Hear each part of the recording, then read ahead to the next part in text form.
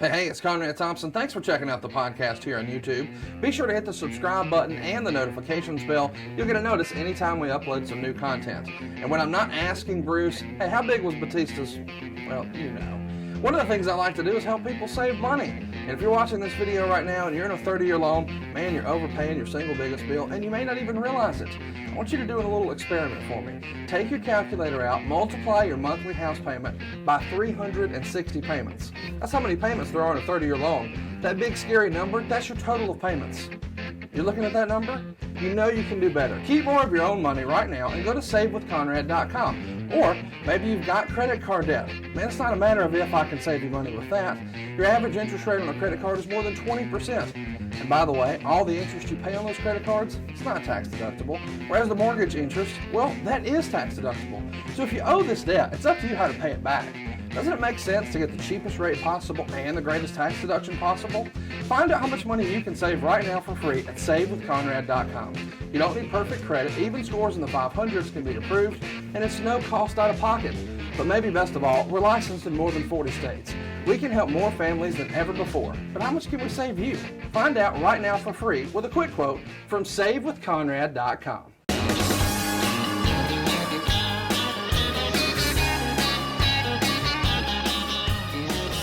Hey, it's Conrad Thompson, and you're listening to My World. And of course, we couldn't do it without the Hall of Famer, Double J, Jeff JArrett. Jeff, how are you, man? Oh, Conrad Thompson, how we doing today? Man, I'm excited to be here. We're going to be talking a little Nitro from 2000, and well, that means it's not a good show. And wait. Come on now. I tweeted.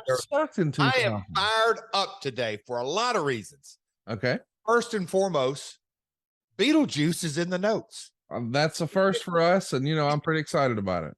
He's in the research. Yeah, we have a cage match. We got Russo and Goldberg and the Wack Pack and a little Brad Siegel here and there, and Lex and Sting and lots of cast of characters. We got I think there was a bikini contest. There's some stuff on this episode I have zero recollection on. Everything kind of blurred together, but what a weekend it was. The Volunteers, my Tennessee Volunteers got a big win. Did Bama play? It's irrelevant. Fantasy football, I'm kicking ass in both leagues. Whoa. I'm on a roll, pal. Hey, the Tokyo Game Show, I know the gaming industries and a lot of the news as of late, WrestleQuest and the whole Moonsault Digital team was over there, won another award. Tell you what, gaming industry has got its good and bad. The bad is things take so damn long. And early 2023 is when the game is finally going to come out. But the team is coming back from Tokyo as we speak. PAX East, PAX West, and Tokyo Game Show. Gaming industry is fun. Baseball's fun, but fantasy football is the topic that I'm dominating. So let's get on with the episode, pal. Before we get going, I love that you've decided to make this into a thing. I don't know. I just got to ask, is it true? What's that? I've heard a lot of in the notes. I've heard a lot of rumor and innuendo. Yeah. And a lot of people, I mean, a lot of people, Jeff, they're saying that, well, your mouth's been writing checks that your ass can't cash. That's what I've heard. Conrad, where are you going with this? Well, I was told that a friend of ours took you to the damn woodshed in fantasy this week. I heard that Abyss pulled out the thumbtacks of fantasy football and just total nonsense. Black hole slammed your ass right through it. Total nonsense. Do you believe that? I've not known him to be a liar. Wait, Joe Park? Not known him to be a liar. He's a truth teller from way back. No, him and Grandma Jenny and Grandma Jenny's chili and Jeremy Borash and all that nonsense. Joe Park's a liar. Chris Park's a liar. Abyss is a liar. They come from a long lineage of liars. He's lying about fantasy football. Who concocted this? Can you share with us? You can do a screen share. Yeah. Right now, if you just want to go ahead and pull up your fantasy and show us what happened yesterday, you could just show us right here on the program. And then, we can just separate the men from the boys. We Conrad, when I sit down to record, yeah, do I not always bring my A game? You do. Okay. Well, part of that A game is putting the old phone in out of hand's reach because I want to have my undivided attention on you. Well, now I know that's a lie because when I do ad reads, you start texting. So just remember your lie today. My fantasy. It's my fantasy league. Yes. So and it's a fantasy that you're winning.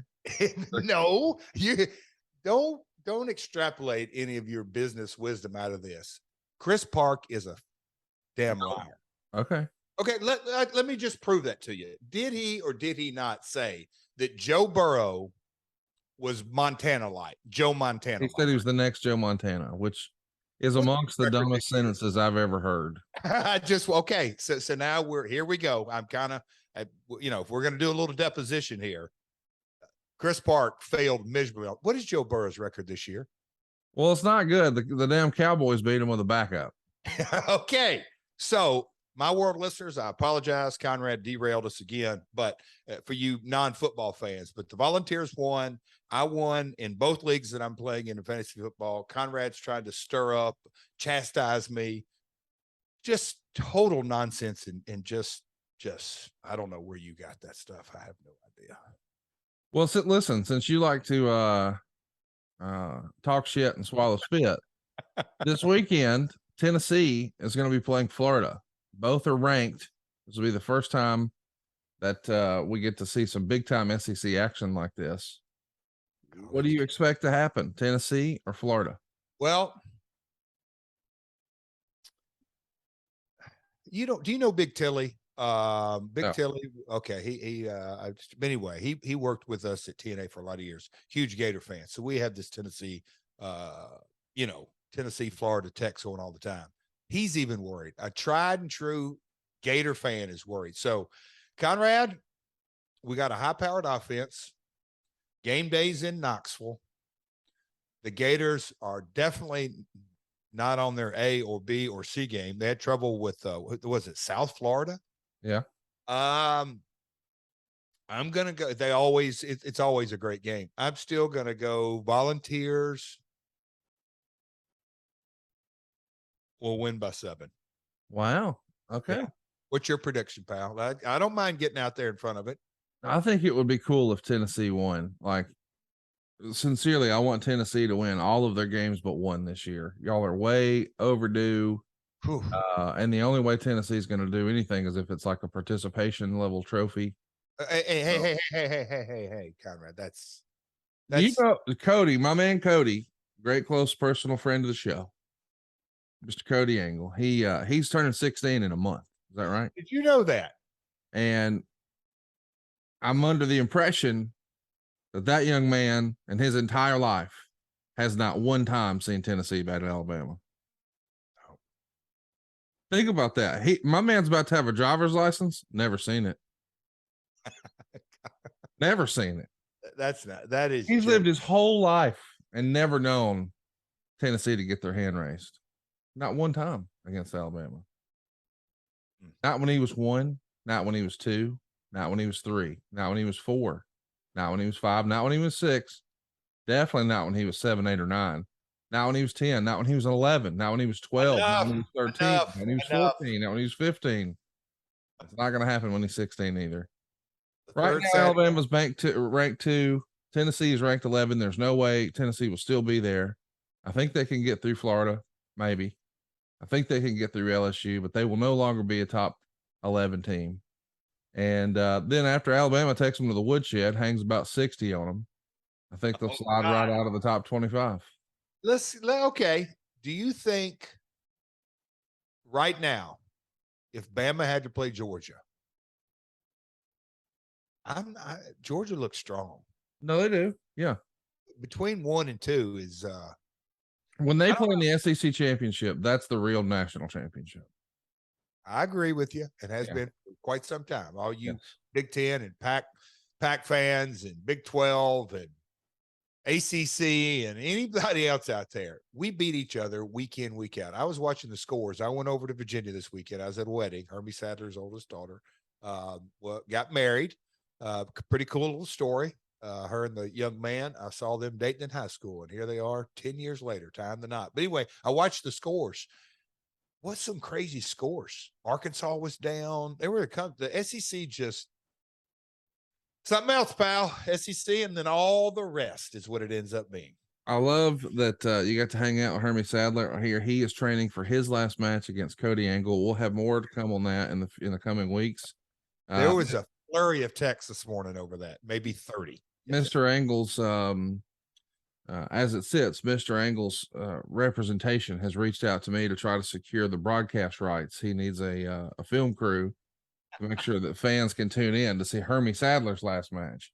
Now, Hermie hasn't promoted it as his last match, but Mr. Angle has promised me it is indeed Mr. Sadler's last match. So we're pretty excited about that.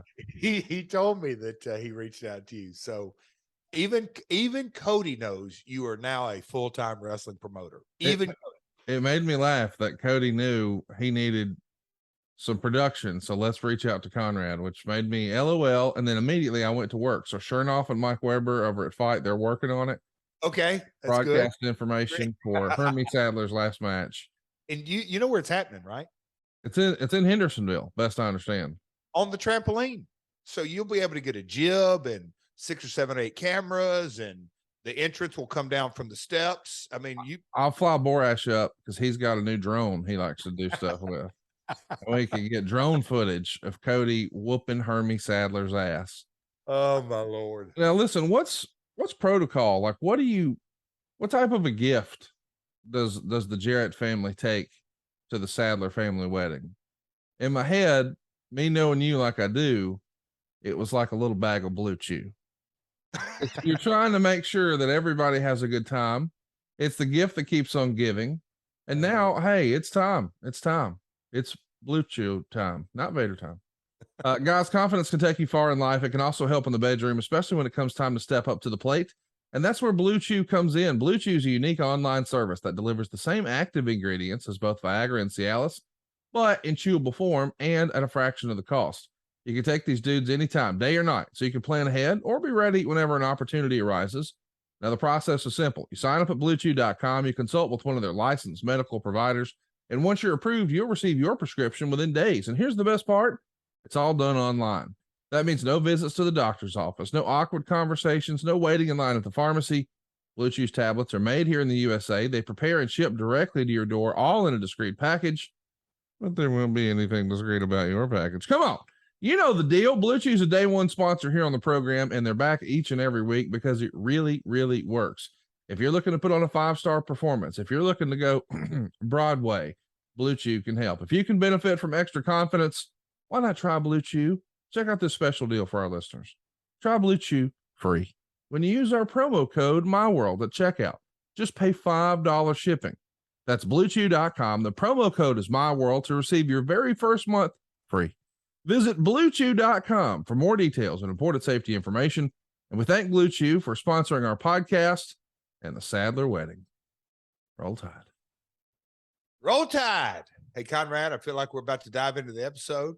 And we can talk a little bit about, I'm being serious now. We can talk about this more next week, but that's where I'm headed out to this week. Las Vegas Cauliflower Alley Club. My grandmother is receiving an award. And I have sponsored a table because I plan to be there and celebrate. And now I realize that happens right in the middle of the week. So I'm doing my best to be there. But hey, Conan's being honored. The JArrett family is being honored. A lot of our friends sort of getting their accolades. I'd love to be there to support. And it's never a bad time in Las Vegas, is it? There you go. But no, it's pretty cool. We, as you say, we are in the nostalgia business, or yeah.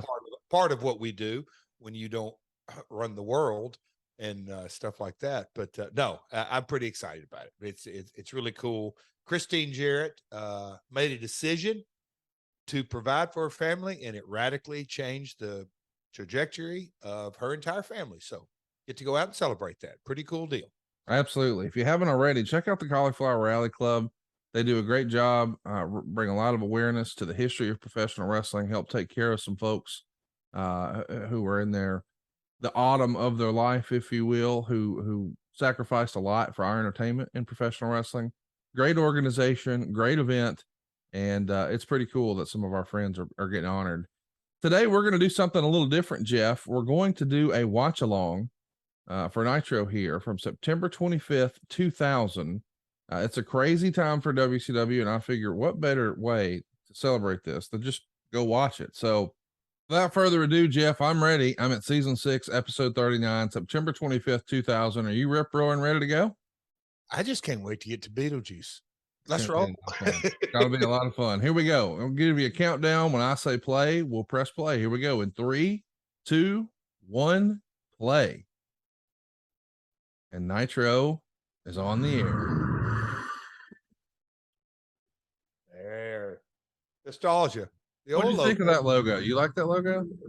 Yeah, no, I actually did. It's the story of a man and his dream. It has been my lifelong dream since I was a kid to be the WCW champion. Born in Long Island, Vince Russo has climbed the heights never before reached in sports entertainment. Look at Russo. What the hell did Russo go through the back? In the face. He rocked in space again. Russo wins! Tonight, Vince Russo returns home for what will be his toughest challenge yet, as he puts his undefeated record on the line against Booker T in Cage. And I will be one step closer to my reality. This is his night. This is his moment.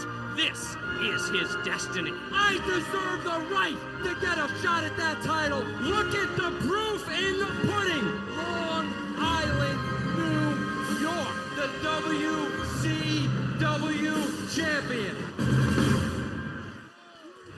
So it's come to this 25th day of September of the year 2000 when Vince Russo's biggest moment is upon us. The limousine is pulled outside of the Nassau Coliseum. This happened earlier today. Oh, there's Borash. Well, that was Curly Howard. It's a big night. Let me tell you something. It's a big night. Tonight you go 9-0, 10-0. World title run tonight in your hometown, New York City, New York. Can you believe it? Can you feel the electricity out there? 10-0 tonight. Well, shut up.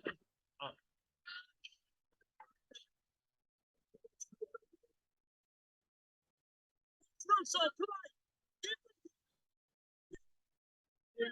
tonight. My God, how funny was Jeremy Borash in that scene? Was that not tremendous? He plays a very good, over the top, annoying lackey. Just what he was scripted to do, I should say. Check our past archives out so you can hear the episodes Hulk Screwed Hulk and New Blood Rising. That sort of sets the stage for this show.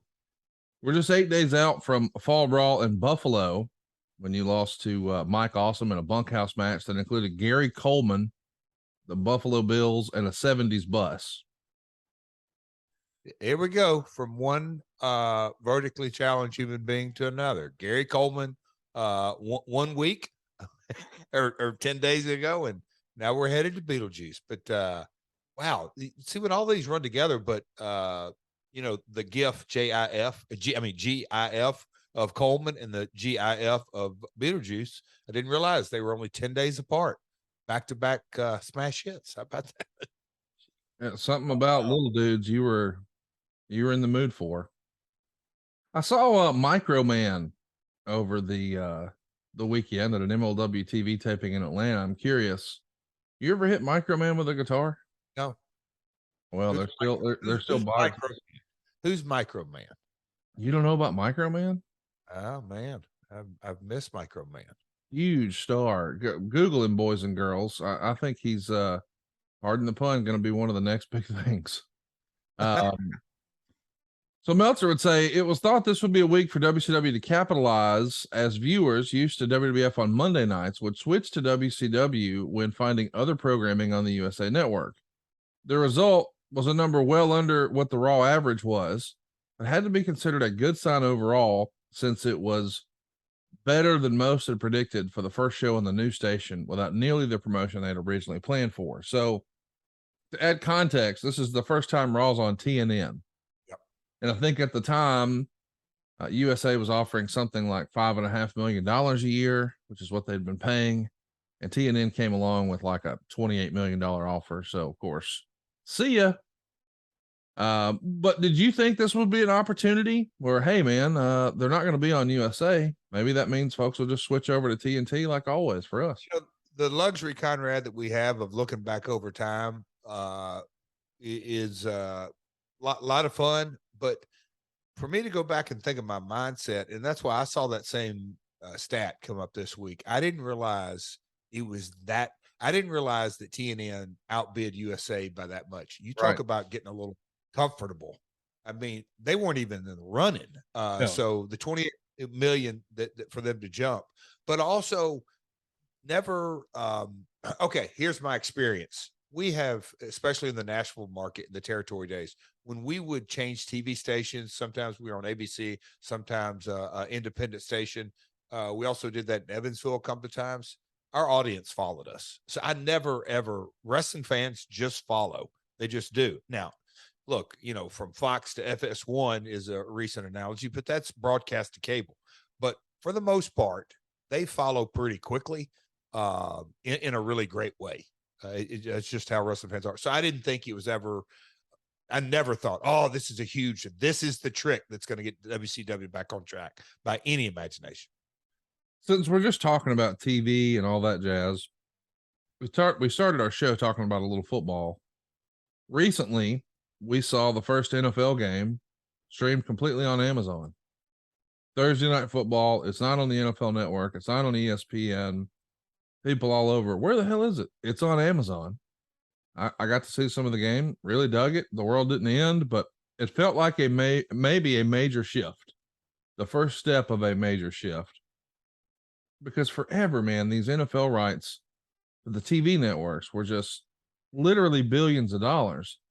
And now to see it on a streaming service, it does make me wonder, you think wrestling could ever get there where, there is a big streaming opportunity for professional wrestling where no longer is it about quote unquote TV rights, it's streaming rights? I definitely think, maybe as soon as the next go around for the WWE in a way that, because kind of the point that I was trying to, wrestling fans follow. Now, here's where, man, I feel like we're doing an episode of Strictly Business, but networks, they don't want it all to go there because live content, wrestling's 52 weeks a year, live every Friday night, live every Wednesday, live every Monday. So sure, it could go. Yesterday, driving back from Emporia, Virginia to Raleigh-Durham Airport, in years gone by, you're like, oh, well, that's Sunday football. Maybe I should get an early flight so I can watch the game. That doesn't even cross our mind anymore. Flip the iPad out. Karen was going through the apps. Boom, pull it up. Steelers game was on. Carolina game was on. 2 different games. So I think we're there. And I think the wrestling world, as it navigates its way through, we bring eyeballs, and I say we collectively, the business, which is a great thing. News, you think about how many minutes are being consumed right now from the Queen of England's funeral. Right. It's live. That is it's a historic event.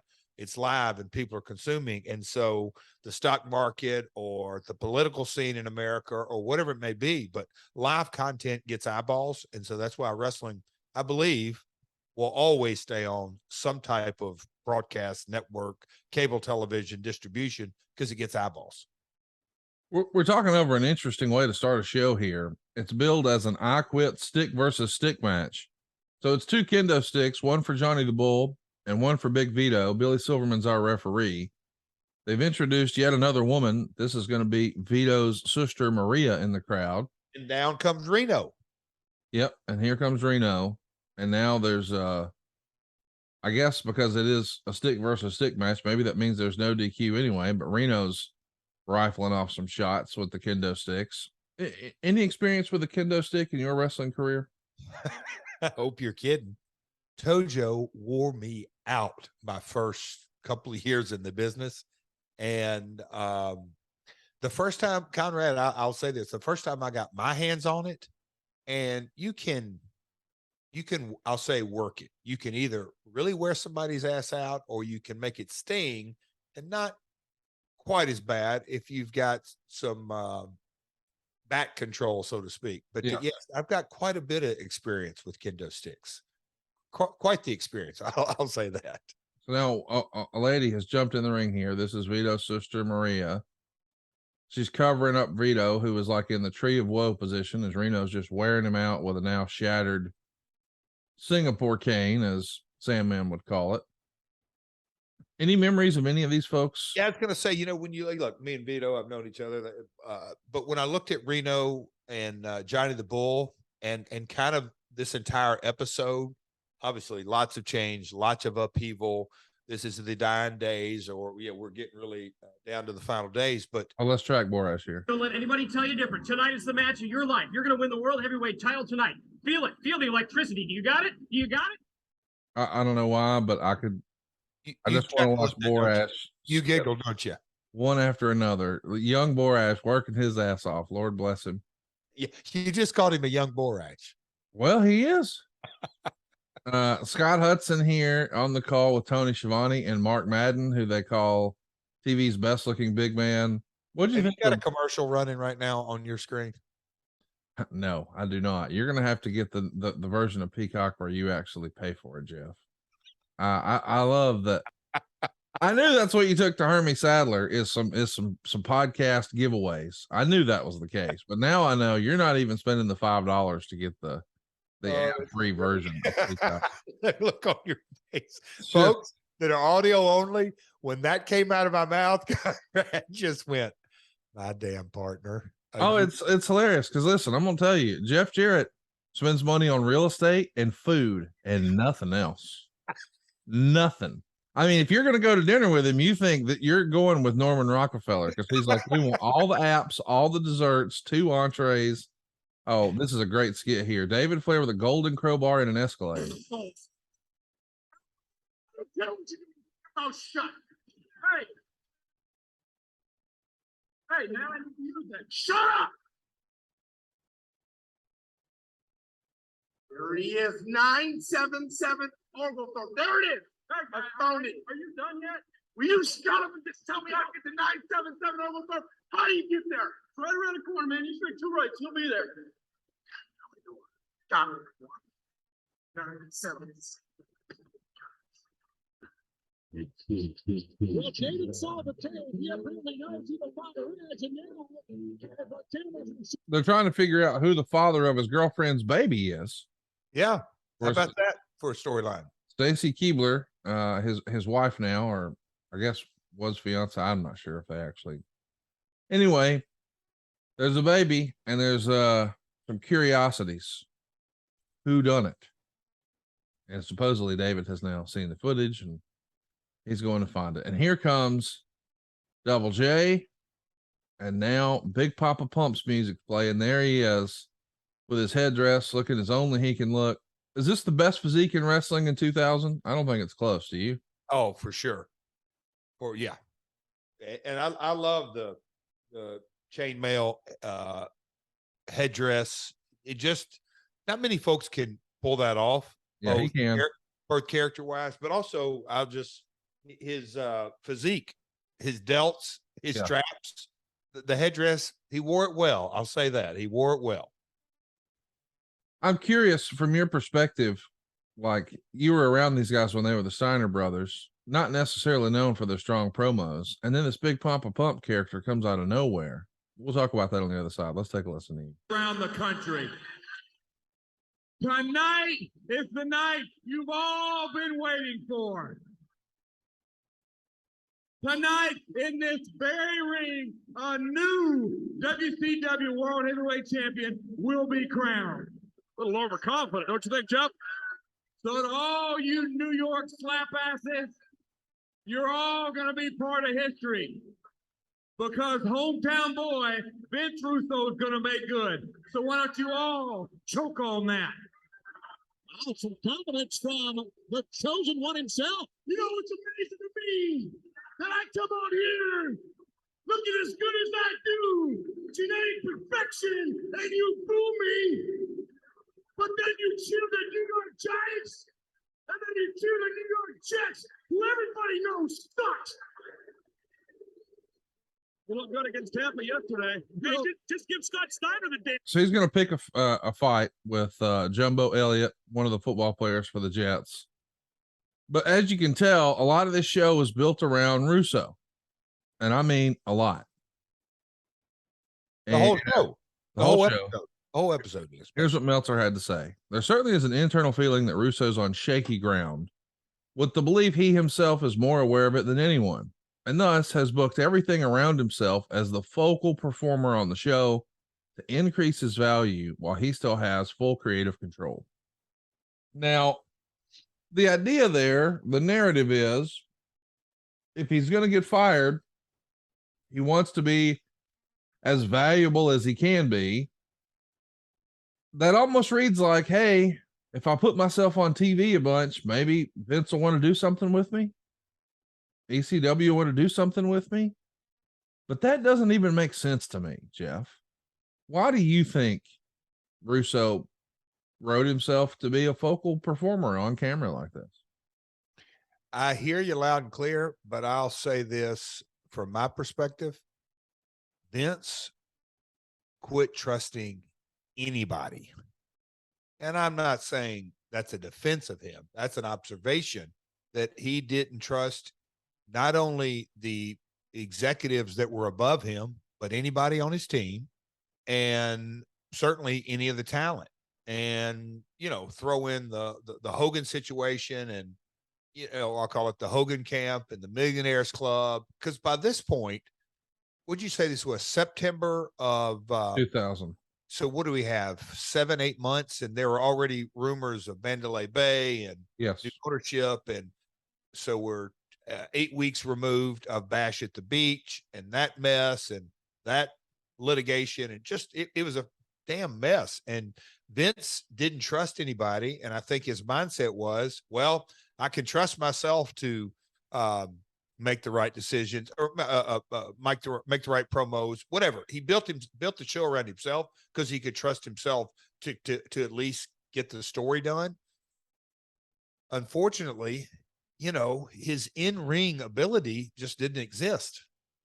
And so I just think the foundation of what he was doing just crumbled because of his in-ring skills. They weren't there, among other things. Wade Keller would say this: Russo apparently has shown signs of a defeatist attitude in the sense that he's going to do what he thinks is best, but also have fun for now until the ownership situation plays out, since he may not have full control, quote unquote, for his own wrestling promotion for long, which might explain why he booked himself in the main event against Booker T on one of the most important nitros in WCW history. Mid-card wrestlers and new main eventers are concerned that all the progress they've made in terms of getting a chance to be featured could be erased if a new company took over and brought back and pushed the Hulk Hogan, Lex Luger, Buff Bagwell types at their expense. Do you remember feeling like you're sort of in a lame duck spot here where, okay, this is what we're doing now, but we know something's about to change, so it doesn't really matter what we're doing right now. It's of no consequence. Or did you not get that vibe? Probably very, yes. I guess those thoughts would come and go, that like, this cannot go on. There's just no way. It was maddening. And again, I'm looking at it more from a business perspective. The live events, nobody would I'm saying talent, none of the top guys were booked, and they had cut a lot of back. And I guess there were, I don't know where we were at in the Thunder tapings. I don't know if we'd gone to a night at this point, but I think we're going to get to some notes that although 20 years later, they aren't as bad as you would think, but I can remember thinking the different stats that, and I think Meltzer put it in there. The last time we were in this building, we had 8,000 paid.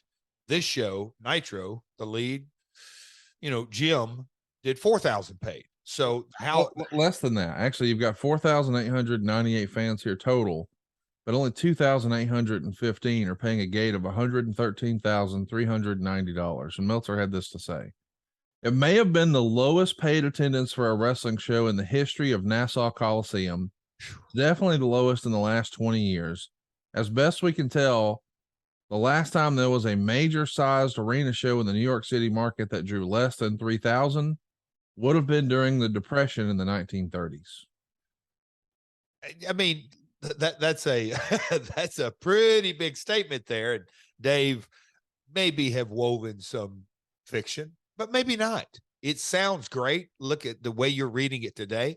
But nonetheless, in the NYC market, whether it's Newark or the Garden, now Brooklyn, but Long Island, to do this kind of paid gate, and we're only a year from business being red hot. I mean, it would hit us in the face and go, wow, the bottom is falling out. That's how quick, for historians, and you kind of look around the landscape and say, hey man, things are rolling. WWE just had a big house. AEW, just all the big houses out there.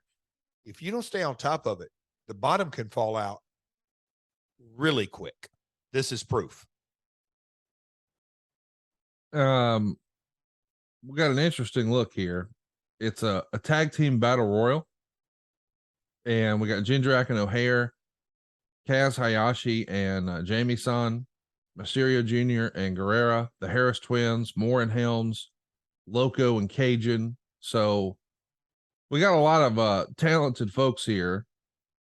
See Rey Mysterio coming to the ring now with Conan and Juventud. No masks for any of these folks. They're the filthy animals here. But before this segment, we saw Mike Sanders backstage doing what Meltzer would call a Just Joe gimmick with Chronic. Talk to me about Mike Sanders. He felt like a guy to me in this era who was going to be can't miss. I was convinced he was going to be like, what Roddy Piper was to some heels. He could be a great mouthpiece, even if he was on the outside of the ring. He didn't have to be in the ring, but I just thought he was above average. What do you think of Mike Sanders? Pardon the pun. It's fascinating to hear you say that. Here's what I always thought, and Russo really pushed for him hard in the early days of TNA, and I bet I said the exact same response to Vince or anybody in the room, that it got to a point in TNA, and I don't want to jump around here, but Conrad, it got to a point in TNA where people would ask me, why do you have something against Sanders? And maybe Mike will tell you, maybe he wasn't. I've always gotten along great with Mike. I think he's funny and quick-witted and super talented. But I kept telling folks, who specifically Vince, what's his character? And I'm not saying he needs to be Glacier or the gobbledygooker or a masked man. Define to me what Mike's about. What is he? And I know Vince would he never really gave. I'm like, hey, I like him, but what's his character? I know I'm talking TNA days. In these days, look, when we talked about it, you look in the ring right now, Jindrak and O'Hara, super young talent, a 3-count, super young talent. Earlier we saw Johnny the Bull and Reno, just loads and loads and loads, and a lot of folks straight through the power plant, but they were good talent. But there was so much of it. I mean, specifically in this match, and I get it, but it's just when you. Oh, Conrad, we could say so many what ifs in this entire episode during this entire era, and Mike Sanders being one of them. But Mike is he's a stand-up comedian. I mean, he's really, really got a gift of gab and good timing on the mic. Do you think you would have been more into it if he was a heel manager?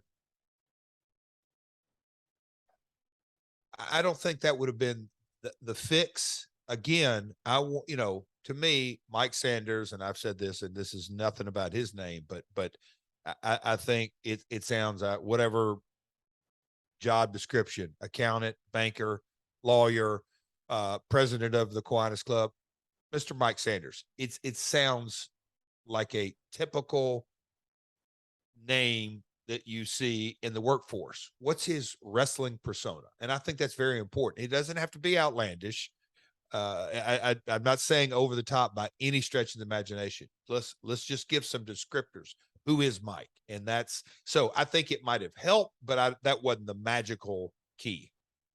What if he would have put on the same costume, the same flesh-colored costume, and he could have been the third member of the Dicks, and he could have just been Little Dick Mike Sanders? Would that have gotten over? What about Captain BlueChew? Well, yeah, but I was saying, like, you did a tag team called the Dicks. The Johnsons. Let's clear Oh, this up. sorry. The dicks for WWE. You're right. In the gutter. You Yeah, started that nonsense on fantasy football. No. I'm Started just this saying. 16 years of University of Tennessee football, and now there you go. You're just talking about penises. Well, let's just make him a flying Elvis, Mike Sanders. No. It's just interesting to me. We got a spot for Mortimer Plumtree. Don't see anything in Mike Sanders. Oh, here we go. Little needling. No, I got it. Disco, come on down. Mike Sanders, fuck off. Puppet, bring your gun. Hey, man, we're gonna get there. We're gonna get there, man. What a tease! What a tease! So now the security has come in and they've arrested. That's right, arrested Chronic. It's down to the Filthy Animals, Jindrak and O'Hare. Sean O'Hare, another guy I just thought for sure, man, he's going to be such a big star with Vince. And then it just didn't happen. They tried, though, put him with Roddy Piper and some other cool stuff, and it just never really clicked. Look at old Doug Dillinger. He was great Ric Flair last match, wasn't he, at ringside? He takes it very seriously. Well, Meltzer would have this to say. The 925 Nitro from the Nassau Coliseum was a major disappointment, given all the hype literally for months of this date being targeted as quote-unquote WCW's can I stop you 2 seconds? last big chance. Yeah, please. That was Chris Harris as part of the security. You see? Mm-hmm. Early days of American Most Wanted, but Chris Harris was, go ahead. Sorry to interrupt. When you get time, Jeff, you're going to have to catch up since you're watching the commercials. I'm at 25:40. Anyway, it was promoted as being WCW's last big chance. And we know it's less than. I mean, it just is. I mean, speaking of Disco, here he comes.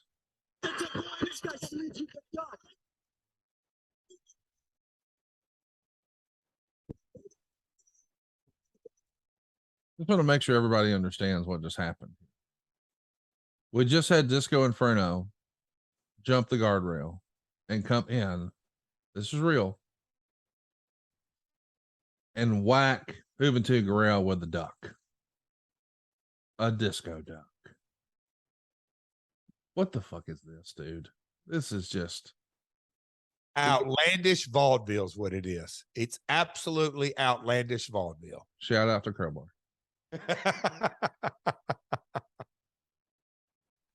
Rey Mysterio, man, a real life superhero. The style he works, and these are some big old boys doing some pretty athletic things here, and that'll do it. Jindrak and O'Hare get their hand raised. New tag team champs. Are the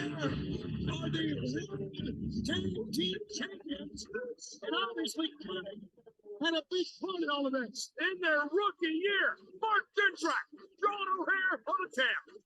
Well, coming up tonight, who would this be? Getting ready for Miss WCW 2000, the swimsuit contest. I think it's open.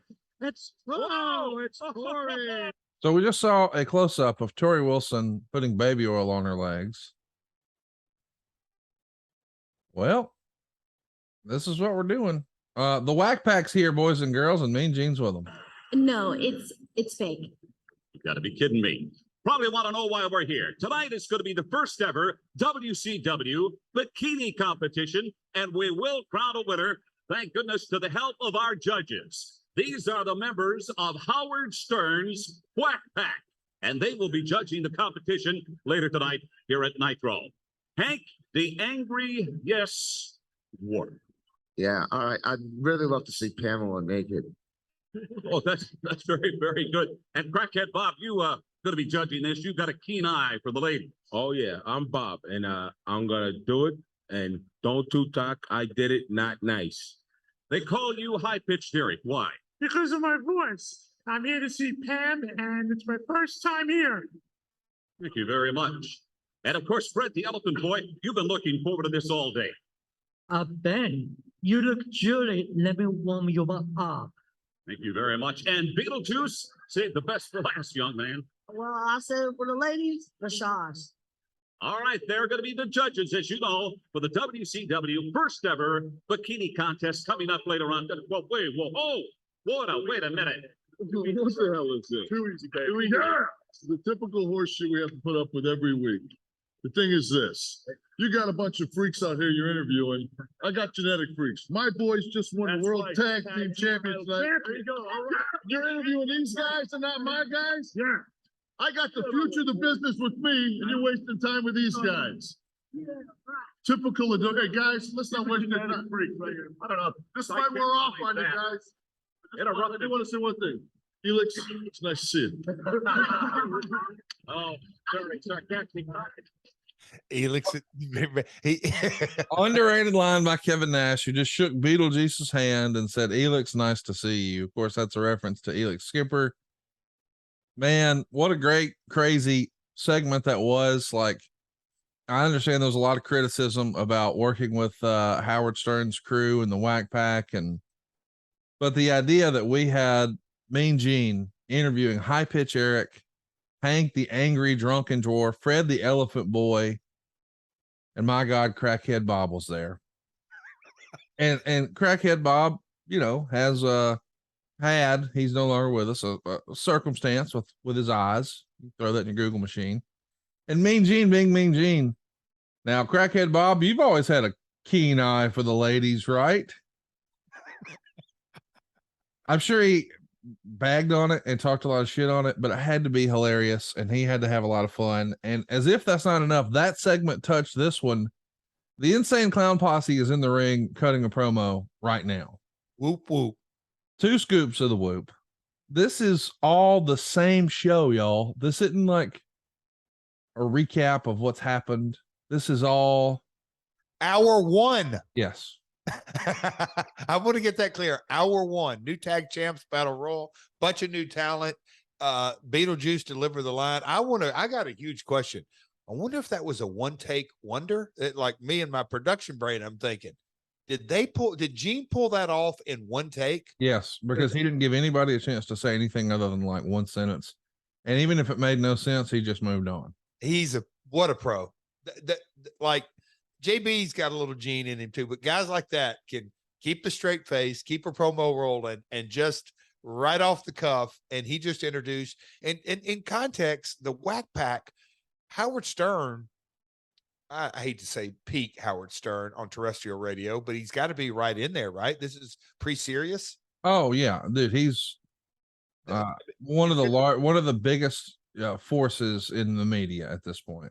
Like as far as an advertising revenue, I mean, he's a main event player. So the hardcore wrestling fan going, what the hell is WCW thinking?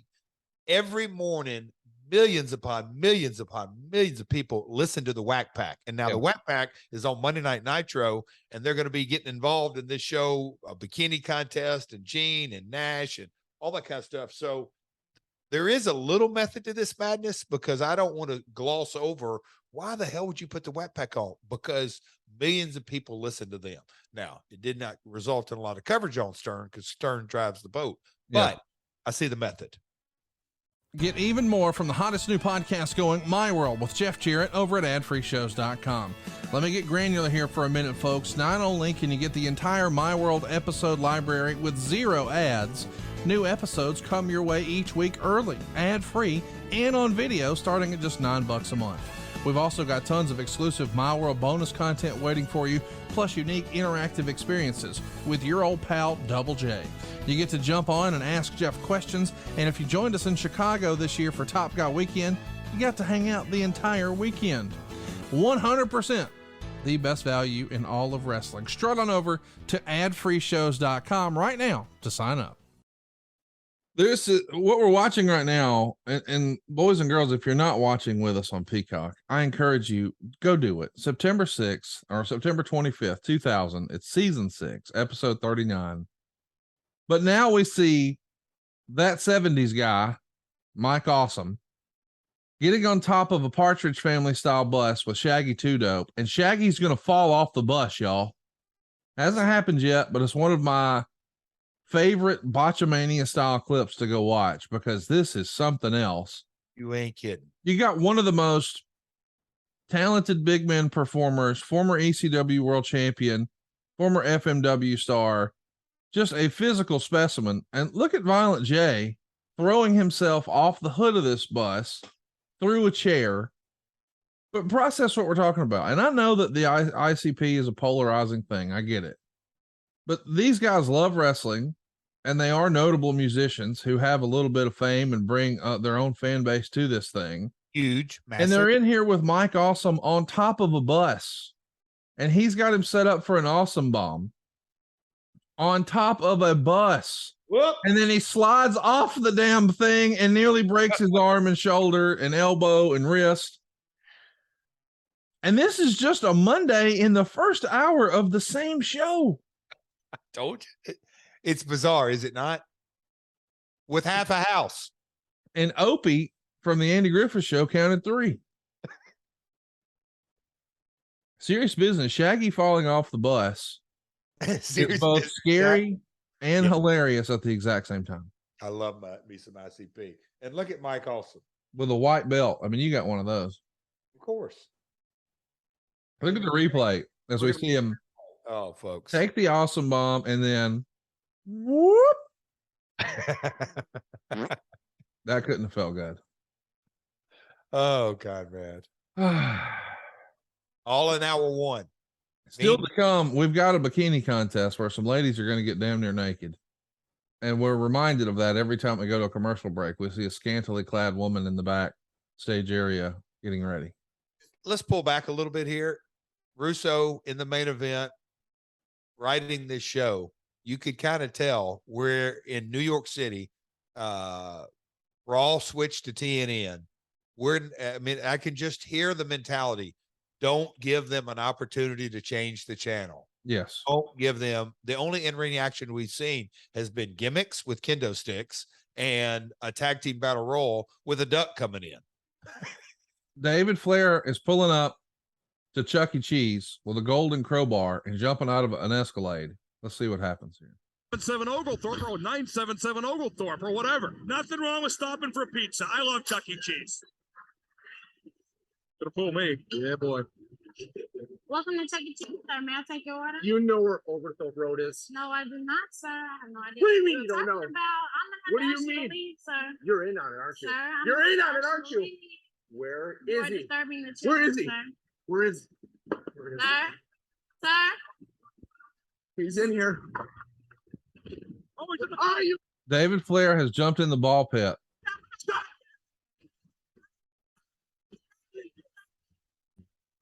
Buster. Guys, listen, I know it's easy to dunk on David Flair. I get it because I do my fair share of it. But my man was asked to drive to a Chuck E. Cheese, jump out of it, grab his golden crowbar on the way, run his mouth at the poor lady behind the counter who was not a trained actress. I'm just going to guess. And then be convinced that the father of his bride's baby might actually be hiding in the ball pit. In the words of Dutch Mantel, run the play. David ran the play to the best of his ability. My favorite part is, as much as I want to make fun of David for doing it, he got paid thousands of dollars to do it. Oh, yeah. So can you imagine the production crew going into Chuck E. Cheese? Hey, we need to shoot this wrestling bit. Oh, sure. You got to have a fight? Nope. One of our wrestlers is going to dive in the ball pit. Oh, okay. That'll work. And my man, now the segue to Ernest the Cat Miller, who was just at the wrestling showcase. And I swear to you, he has not aged one bit in 22 years. yeah, looks the exact same. This is all the exact same show. It feels like we're watching a best of or a real life episode of Botchamania, but it is not. Meltzer would say of this show, or I'm sorry, Wade Keller would say of this show, there was something happening every minute, but considering how important the show was, a real letdown of an effort. Are you watching these shows in the back as they're happening? Like what is your, like in the show, what is your routine? Good question, Conrad. Little story behind the story.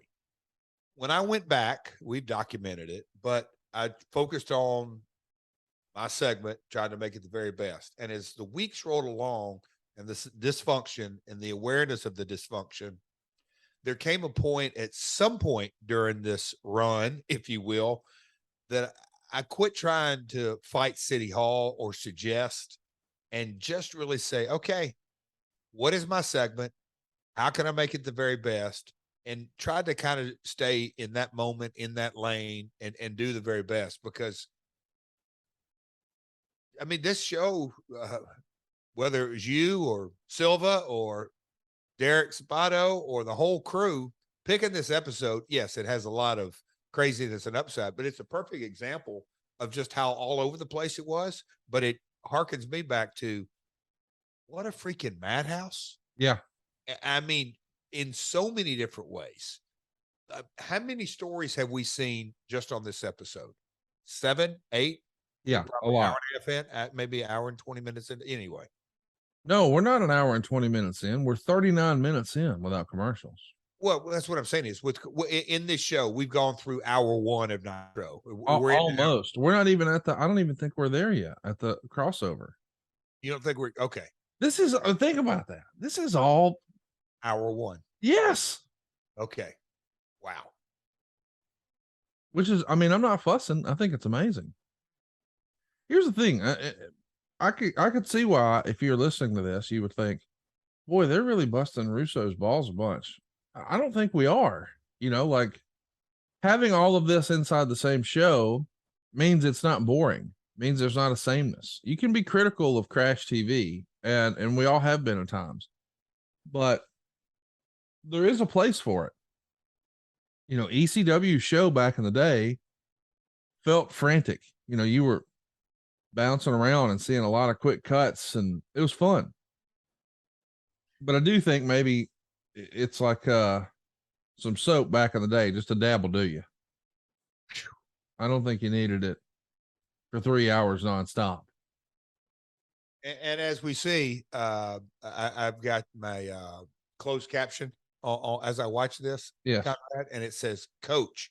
So Shivani referred to Kevin as Coach, and I'm thinking about the TNA days when he was the mentor coach of the X Division. So he was the coach of the young guys here and pulling the strings, and Kevin negotiating himself in the right position at the right time with a fat paycheck. He knows that playbook very well. Click this. He wrote it. Go check it out. His brand new podcast with Sean Oliver. Oh man. So what do you think of this whole, you know, the younger group here? Because so there's been the Millionaires group versus the New Blood. And what did you think of the idea that, you know, there's going to be, because it's been written about a lot, right? Like, oh, so-and-so's holding us down and he's not letting the young guys, whoever, whether it's Kevin Nash or Hulk Hogan or whatever. So they're just letting some of that actually play out on screen. What did you think of that creative and the execution? See, as I was working through the research and trying to recollect, and I do this often, you think back, okay, so this is 2000. Twitter, nope. Instagram, nope. YouTube, nope.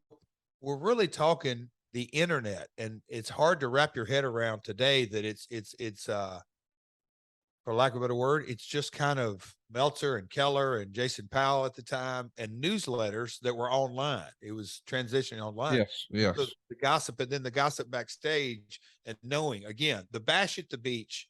Well, let's go to April of this year when it was the Millionaires Club and Russo and Bischoff were working together, and it's a whole new day. And then by the time Bash at the Beach fell apart, literally, and now here we are 2 months after that. I mean, you couldn't plug all the holes as this ship was going down. You could kind of see the method. Okay, Kevin wanted to play ball. Kevin was protecting his check and him overseeing the younger guys. But that scene just right there was a perfect example. There were 8 new guys. Yeah. Jack O'Hare, John Stasiak, Chuck Palumbo, I don't know, several of them. It was just too much. It was too much to digest. There was, you know, and I think when we look back on history, I think Vince McMahon will go down as the guy perfected, so to speak. He could laser focus the spotlight on one talent or one story and everything got a little bit better and a little bit better and a little bit more focused and a little bit more progressed in the storyline. But you just didn't have 15 stories making a lot of chatter, because then nothing means nothing. Everything's a gimmick match. There's all kinds of run-ins. There's not 3 ladies. There's 9 ladies. Like, here we go. I mean, it's just too much. There's on this show, there's stunts of the Wack Pack and ICP, which just, okay, they're all non-wrestlers. David Flair going to Chuck E. Cheese. It was just overload on everything. Nothing got over. So we've got the Wack Pack now who've made their way down. Eventually Hank is getting in the ring. I think he really is the angry drunken dwarf here. He's moving pretty slow.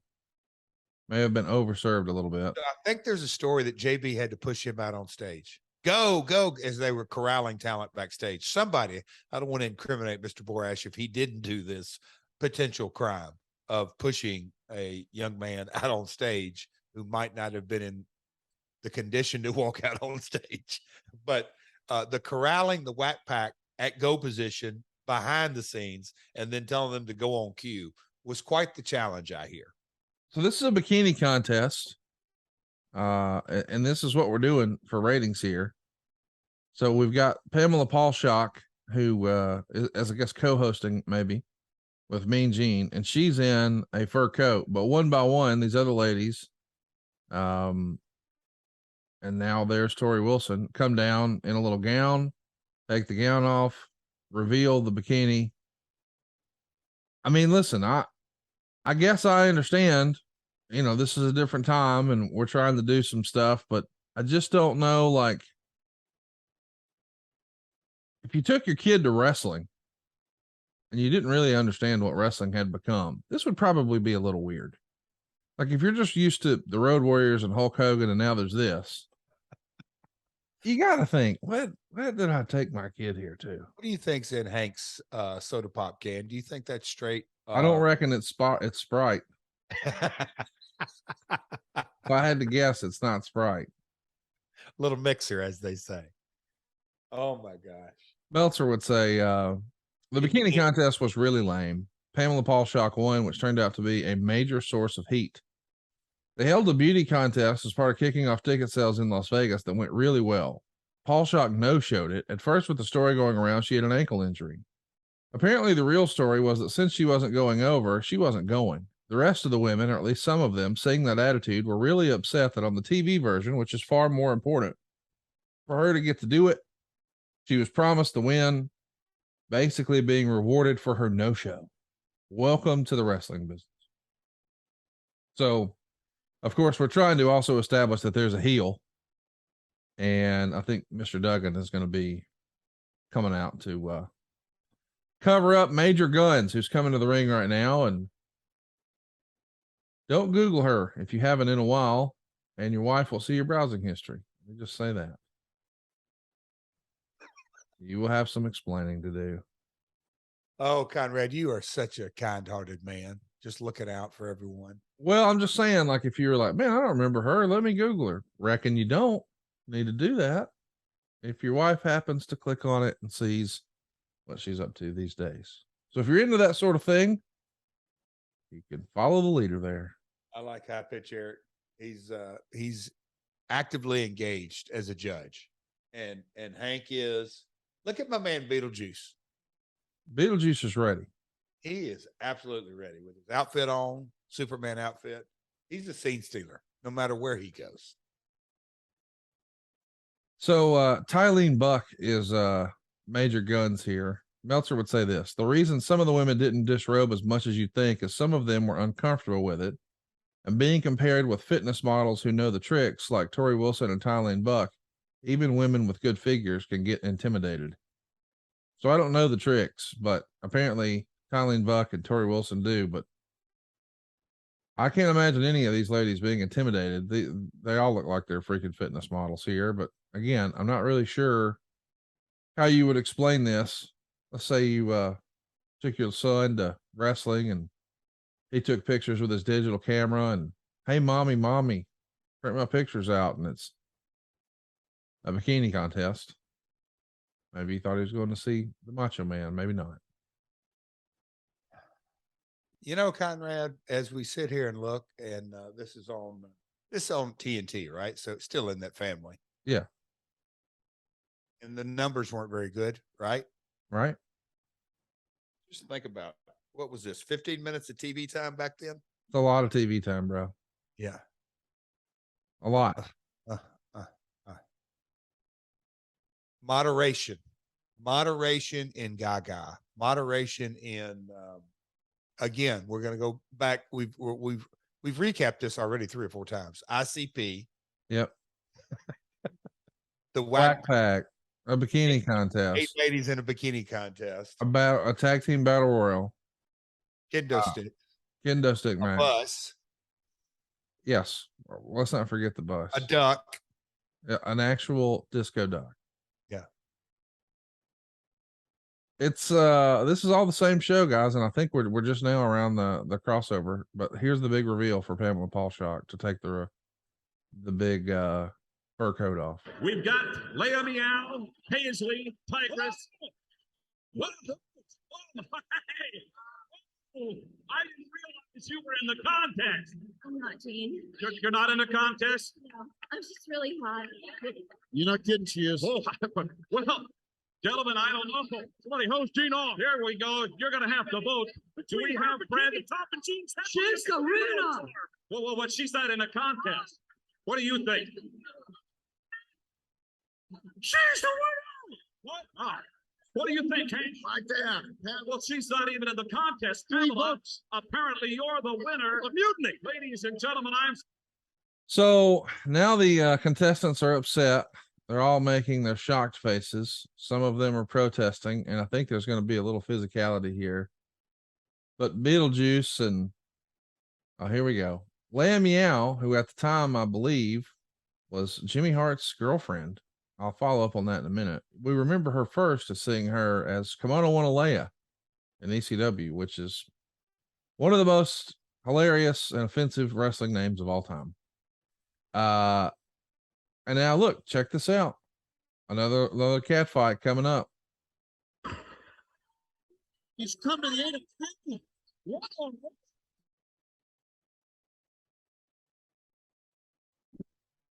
Bad wrestling, Conrad. A wrestling school body slam, like day one wrestling school body slam, and now I think we're going to roll around on the ground ECW style for old school cat fight.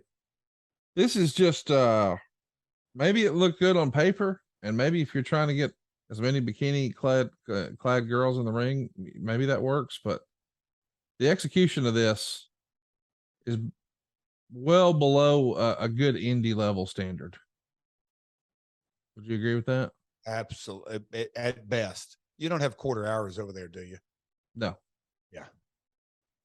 Big Papa Pump's got something to say. That's why she's my favorite freak. You know, you claimed that you forced Bill Goldberg out of WCW at Fall Brawl. Well, Goldberg is here tonight, and he's looking for you. That's no claim. I forced him to quit. He went off. So there you go. Goldberg and Scott Steiner hooking it up backstage. We didn't go to commercial break, by the way. We went right from the bikini contest straight backstage. Scott Steiner, Goldberg, then the commercial. Conrad, I was going to jump on that. Yeah.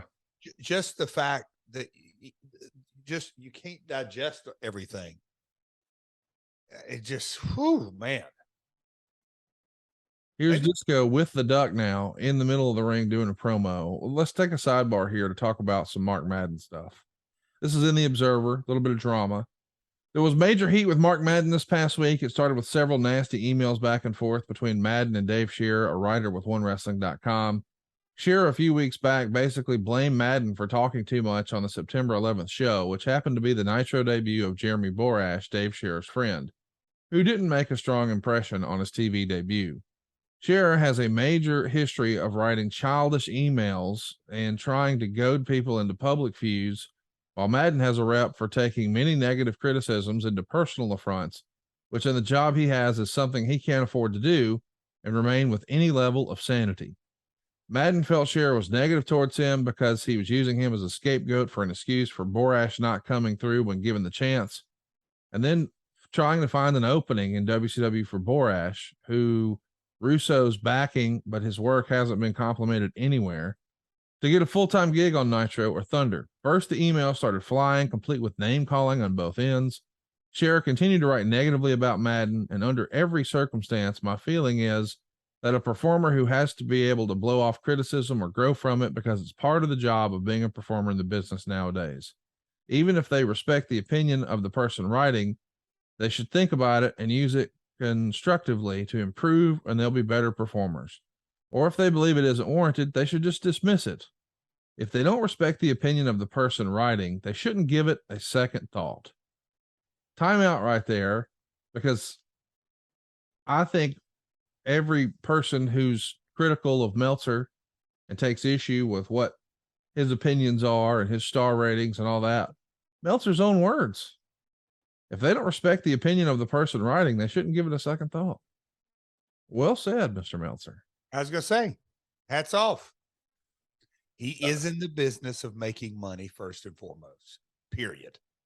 Eventually, there's allegations that Scherer in one of his emails claimed he could get Madden fired from WCW after a negative column by Scherer directed at Madden using the term Mamacita on September 18th. Madden responded by calling into Wrestling Observer Live unannounced on September 19th and felt much of the recent criticism of him had been personally motivated and cut a promo on Scherer. There was a meeting at the 8/13 pay-per-view where the wrestlers were all told they couldn't do media unless it was approved by the office, but that was a meeting only for talent. The announcers weren't at that meeting, nor were they told those guidelines. In the case of Madden, it would be ridiculous since aside from his wrestling persona in Pittsburgh, he has a sports talk show and regularly does local media appearances. On the show, Madden claimed he was told by a WCW executive that Scherer had called up and actually did attempt and failed to get him fired. Scherer denied that in the response the next day, but never addressed or mentioned any of the story, claiming that he said so, he could do so in an email. And then there was simply a coincidence of an exec going to Madden a few days later. Madden ended up getting major heat with Russo for a few days, not because of any of the issues and non-issues that overwhelmed whatever real issues there were, with a bunch of name calling like silly, gay, and fat insinuations going back and forth, because Madden appeared on what Russo had either convinced himself or had been convinced of as a part of the enemy show. The problems, judging from the broadcast, appeared to have been alleviated at Nitro, and reports are that Russo and Madden smoothed things over before the show. So much ado about nothing. Madden got offended, picked a fight allegedly with a critic. The critic maybe tried to get him fired.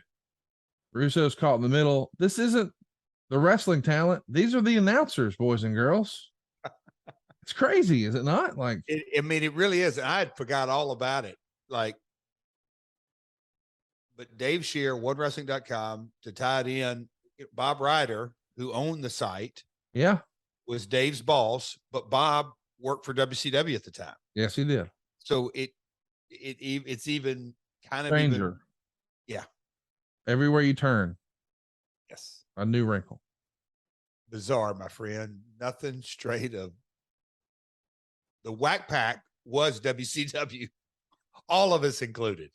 Who would you have been? Would you have been, I know later in life you would have been Hank the Angry Drunken Dwarf, but back then, would you have been Crackhead Bob? Would you What have about been Beetlejuice? I think you might be smarter than Beetle. I'm outsmart them all, pal. Well, you know, it's my favorite Jeff Jarrett line of all from the very first promo. Oh, it's hilarious. So we got Steiner in a mask here, wrestling Goldberg in a cage. And we're about, as we're watching now, I'm at 57, 15, 16, 17. So we've got about 30 minutes left in the program. And right in the middle of the damn show, Goldberg and Scott Steiner. Unadvertised, made on this night. The cage was there for the Russo deal. I get it. So what are we, an hour and 15 you're saying in the show? Yeah. Yes, that's right. Just past the crossover. Yes. We're in the second hour now. Bikini contest was the crossover. Probably. Yeah. Meltzer would say this, they had a pretty heated match. It was good, but nowhere near the level of their previous bouts. Can you believe they gave away this cage match without even advertising it in advance or making it the TV main event? So much for drawing big money at Starrcade. At least when Bischoff gave away Hogan versus Goldberg, He hyped it to death on Thunder beforehand, and it did set record attendance, while pissing away what might have been a $7 million match on pay-per-view at that point in time. By giving away the cage, I'm not sure how much they're pissing away on pay-per-view, since they have made so little from it nowadays, but they didn't even hype it ahead of time. Medeja came out with a lead pipe and walked right in the door. Why even have a cage? Steiner used it, but Elliott wouldn't let him out the door to win. Goldberg then speared Steiner and left the cage to win in 4 minutes and 44 seconds. But it is crazy. You know, we see criticism all the time about, man, Bischoff gave away Hogan versus Goldberg, you know, on free TV instead of doing it on a pay-per-view. Even though it was a dome show and set all kinds of records, blah, blah, blah. We're giving away Goldberg and Scott Steiner here in a cage. There's only 2,000 paying customers, and we didn't even promote it or advertise it ahead of time. It's crazy. Creative is subjective in so many different ways. And what master are you going to serve? Revenue, ratings, political, whatever.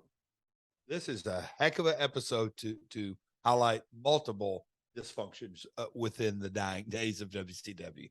Like an episode of Wrestling's Clue, Scott Steiner has a lead pipe, and he's just destroyed Goldberg with it after his valet just walked right through the cage door. And now here's the football player, a little foreshadowing. The New York Jets, Mr. Elliott here. He's here to make sure that Scott just can't walk out. But help me understand the psychology, because I do think it's a great point. Why bother with a cage if you're just going to leave the door where it can open and close freely? Look, and we, again, creative is subjective, and you can craft the story any way you want. But from a viewer's perspective, just the visual, all right, is this cage here to keep folks out, keep two guys in? How are you going to write the story? How are you going to work the match? But when the door just kind of open and shuts, it just very difficult to suspend disbelief. So Goldberg gets the win. Backstage, I think we're going to have something fun happen here in a minute. And if we are, you know, we got to track it. The Jumbo and Scott and Robbie are buddies. So I knew, okay. I know the behind the scenes. Here we go, track it. Here's Jeff Jarrett. Beetlejuice, what's up? Stop nut. What'd you call me? Stop nut. You know who you're talking to? Yeah, you. Stop nut. It's Mr. Flat Nut to you. Jeff, it might be the most viral thing that you ever did in your entire career. And it happened as we went to a commercial break. We see Booker T here with the big gold belt over his shoulder. And that's the original real one. That's not the copy. Being interviewed backstage with Pamela Paulshock, who recently won the bikini contest. Man, Beetlejuice. Meltzer would say this: backstage, JArrett hit Beetlejuice, a very strange looking short man wearing a superhero costume from the Stern Show with a guitar shot. Come on, Dave. You got to learn about Beetlejuice. Chat me up. How was Beetlejuice in real life? What do you remember of the moment? How many times did you have to practice that? When was it pre-taped? Did you get to do it just one time? How did he know to stay down and sell? Tell us about the whole thing. Oh, Conrad, look, I wasn't, Stern wasn't on in Nashville. Right. So I wasn't familiar with the Wack Pack. Obviously I knew who our Stern was. I knew his business component and how successful he was, but I didn't really have any context of that. And I show up to do Nitro. Hey, this is one of your segments. You're going to do it. And when I meet Mr. Beetle for the first time, I'm like, okay, this is going to be interesting. Little did I know that I'd have multiple interactions with him, and we'll get to the GIF here in a minute, but just the whole thing, it was a one-take wonder. But as we walk through it and knowing, okay, how's this going to go down? And he's going to have to step out. So we walk to it. But look, I wish I could say hello to Beetle now after all this time's passed, because I look back on it and look, it was another segment on Nitro. Again, this is ICP and battle rolls and bikini contest. It was just another segment to me at the time. And I knew the importance or you know, everything that went out of it. And the day after this episode aired, Howard Stern said on his airwaves, it's the greatest wrestling segment that he's ever witnessed. Now, of course, he's putting over his guy, but it was entertaining and shocking. And he goes down. I'll give Madden props because to this day, people will kind of, oh yeah. I mean, just everything that, yes, it's viral. There's kids, my kids at school share hey, that's so-and-so's dad. And what's he doing? Knocking this little, there's no context. So when you see it totally out of context, it's just kind of bizarre. But he actually, Beetlejuice, pleasure to work with, funny guy, had no problems doing any of it, but he was nervous as hell, wasn't real sure. Of course, like Gary Coleman and other guys, hey, is this going to hurt? Oh, it's not going to hurt. Maybe sting a little bit. I'm not sure he believed me, but it was a one-take wonder. It was a back of, I could take you right to the spot in Nassau Coliseum, but that building has housed a few different episodes and noteworthy incidences in my career through the years. But the Beetlejuice episode finally came.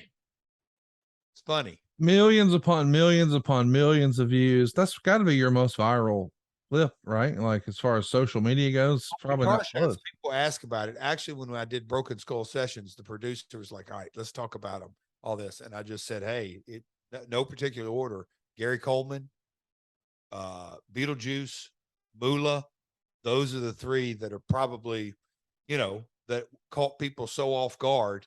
You know, the shot was done, whether you think it was done right or not, but you know, it comes up on me walking backstage.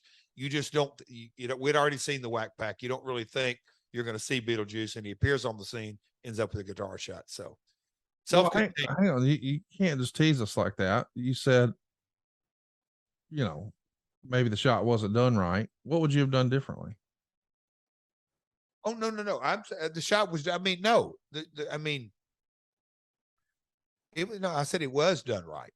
Okay. Yeah. Just like when it came up, you just see Jeff, and you think serious because I'm walking down like a regular backstage walk. Yes. You're not going to really see anything other than Jeff getting ready for his match, and Beetlejuice appears on the scene. So it was done right. That's what I wasn't very clear in my enunciation of my words. Well, you're gonna beat Huge Erection. That's not a BlueChew spot. I mean, you really did wrestle a guy named Huge Erection, and you beat him because everybody knows you beat Huge Erections. You line them up, and you'll beat all the Huge Erections. You know, you're not the type of guy who's going to lose to a Huge Erection. You're not going to put a Huge Erection over. You're not going to sell for a Huge Erection. You're going to no sell at Huge Erection. You're going over, right, pal? Bill DeMott. I always enjoyed working with him. Worked with him a few times. We had I thought a good TV match here. You ever figure for a Huge Erection and make it tap out? Because I mean, I'm looking right now. I don't think I don't think in New York I have. Right. I see. In Nassau Coliseum, I don't think. But when you were first breaking in, I mean, it's part of paying your dues, right? Figure four? What are you chuckling for? You said figure four, Huge Erection. Yeah. I mean, I just wanted to know if you had ever put a figure four in a Huge Erection before, and I just saw you do it, like with head scissor. Wait, what are you're calling holds and you're gonna head scissor a Huge Erection? You have really just completely gone off the rails here. We're talking about. Are you watching the same show I'm watching, and I'm off the rails? There's Elix. Right, well, let's get some order here. Stick your nose where it doesn't belong. I'm gonna have to teach you some respect. This ain't about your back. This ain't about my belt. And this ain't about these boys. You got the guts. I'm gonna teach you a little respect because I'm Canadian and I can. Something about a Crazy Crash episode of Nitro written by Russo, and then somewhere in the middle is Lance Storm, perhaps the most serious wrestler of all time. But hey, he's gonna have a good match here with Sting. Talk to me about Bill DeMott, though. I got to tell you, man, when I first saw him, I think it was on a tape when he was wrestling as Crash the Terminator. And then when I saw him as Hugh Morris in WCW, that top rope moonsault, I was convinced, like, man, this guy's going to be a really, really big star. And we know he did have some success here, first with the Dungeon of Doom, then maybe used as a bit of an enhancement talent. But this era of WCW, you know, hey man, the MIA, that becomes a whole thing, and it's a featured spot for him. And then he went on to have a somewhat controversial out of the ring experience in wrestling. I know he was criticized, and it was pretty controversial at one point, his training techniques and methodology of breaking the young folks into the business and developmental. What was your experience with working with him, and did you ever work closely with anybody who went through his training? I'm sure I've had to work with somebody that went through his training. Nothing pops off the top of my head, but when I met him for the first time, he's a really good athlete. I mean, it just, you know, I don't want to call him like a 6'8" big man, but he's a big dude and can move and can work, and also understood the industry. He understood the mechanics. He understood the business. I mean, it's, for lack of a better word, probably why he got the position he did. Right. But I have no firsthand knowledge of any of the stuff that went on and all that kind of stuff. And yes, I'm sure I've wrestled some of the guys he trained.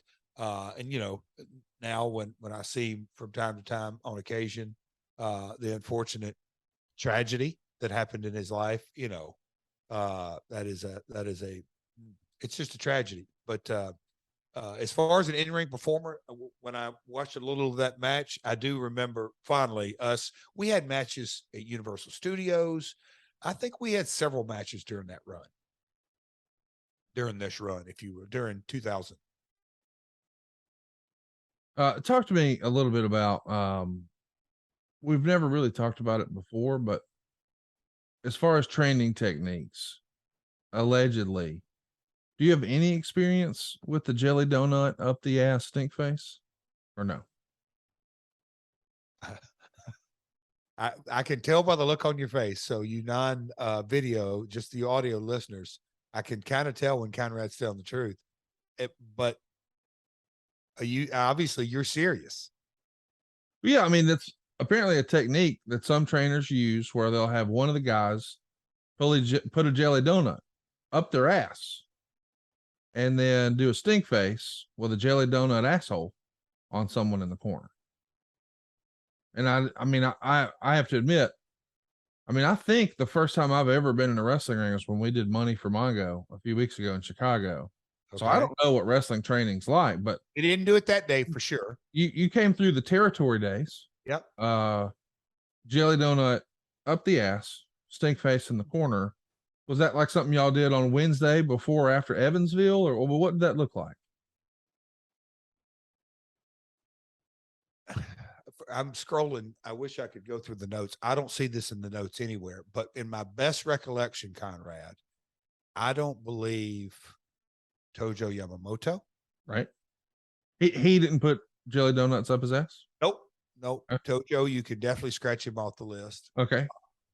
What about Lawler? You ever hear about Lawler? Hold on. Let me go through my trainers. My father was the first guy that I got to ring with, and over at the barn and a couple of spot shows. And, you know, actually, we were in the den in the family room, probably the first time that we learned how to work up, that I first learned, you know, I was really learning how to lock up. We were close to the kitchen, Conrad, but I don't recall any jelly donut situation whatsoever. Okay. You can scratch my father off the list. Okay. Scratch Tojo off the list. All right. All right. Let's go to Tony Falk. Okay. Now, Tony liked sweets. Yeah, he did. He liked honey buns. Okay. He liked powdered donuts. Those are the best.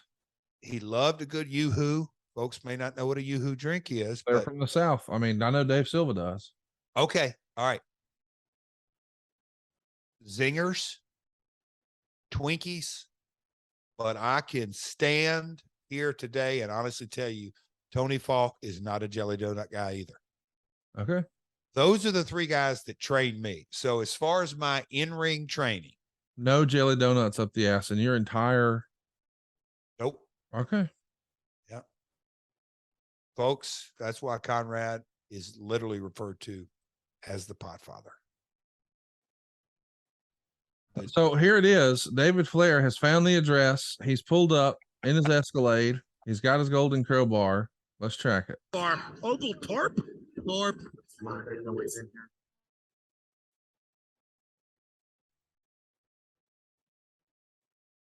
So he's knocking on the door, but the camera's on the inside of the house already.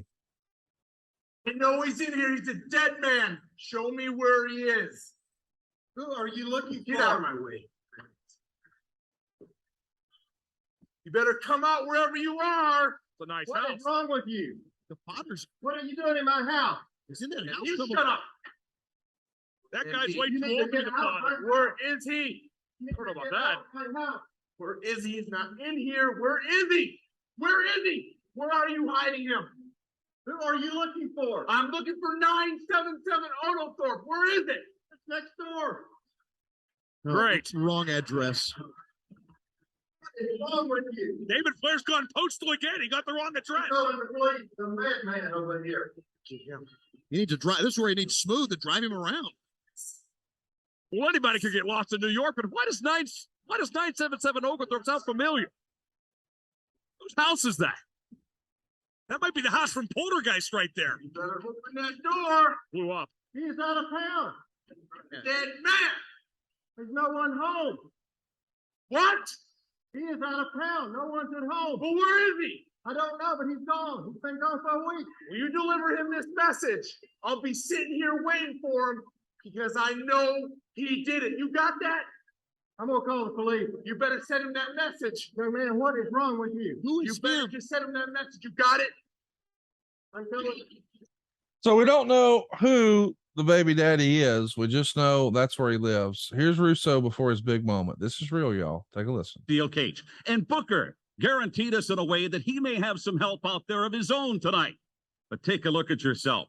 My goodness, you're going to be facing a world-class athlete. Look, the talking's done, Gene. I have nothing I want to say. I'm in New York. I said I was going to leave here with the WCW title, and that's exactly what I'm going to do. I don't care who Booker has backing him up. I don't care if it's Goldberg. I don't care what rabbit he pulls out of his hat. I am in Long Island, the greatest city in the world. I came here to do one thing and one thing only, and that's to become the WCW champion. I want to see somebody stop me. Yeah, so do we. So there you go. The main event. This is real, y'all. It's Vince Russo versus Booker T. Russo, as you saw, is dressed in full Giants gear. Yeah, I know what you're thinking. Russo's the babyface. He's going to wear a football helmet to protect his head. Meltzer would say the entire locker room came out because they were expecting to see a Flair Steamboat Classic. Russo destroyed T with a bat for a few minutes. At one point, Russo tried to climb out the top, but Austin climbed up. Sting came from the ceiling, and Bret Hart wasn't even booked on the show, by the way. And he fell back in the ring. Luger showed up, gave Russo a pipe through the cage. That's the second cage match with a pipe on the same show. Russo knocked out Mickey J with a pipe. Flair, disguised as a security guard, got into the cage, and when they were carrying out Jay, attacked Russo and put him in the figure four. Because Flair can't train after surgery, he's gotten really heavy. Should have never appeared on TV until he was ready. There's a reason guys wait a few weeks after being cleared to lift before they go on TV, because the fans judge you if you're judged harshly if you're not in shape. And with Flair, because of his age, he's got even more going against him. Half the world gets involved. Goldberg ends up in the cage. Somewhere in this mess, Flair got punked out to set up Goldberg. Booker was ready to win, but hesitated when Goldberg came out, and the match ends with Booker T going through the door at the same time Goldberg spears Russo through the cage, and Russo appears to have hit his head on the guardrail pretty hard, and the idea was that Russo went through the cage at the same time T went through the door, so they went off the air not knowing who won. So some people might say it's overbooked. Some people. Those people would be correct. We have the head writer here in a New York Giants helmet with no face mask, in full football garb, like even shoulder pads, inside of a cage. And now here comes Booker T, who's got to be thinking, man, imagine if I was champ 3 years ago when this shit really mattered. Talented performer, belt looks great on him. Wrestling in New York. I mean, this is a big deal. And his big match is with Vince Russo in a cage. I do find it interesting that, especially given the history of the WWF in this area, Bret Hart not on the card at all. Kind of weird, huh? Look, we'd have to dissect where was he at during this time creatively?